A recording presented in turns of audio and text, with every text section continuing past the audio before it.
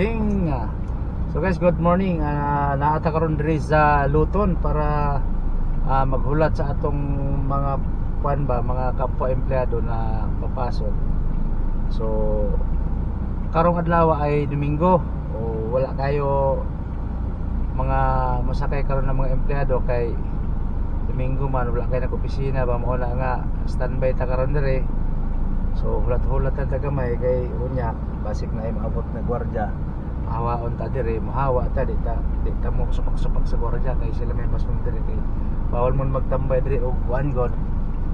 Dugay kay sila may naka-area diri mo na nga unsa ilang gusto nga kuan pahawaon ka mahawa gyud ka dili ka mingon nga supak-supak sa ilaha. So kumusta ang lahat ng aking followers o viewers, yan, kumusta, tuloy-tuloy lang tayo sa ating ginagawa. Maraming salamat sa inyo, sa inyong suporta na walang sa suporta. So daghang salamat kay nanay pasahero mo sakay.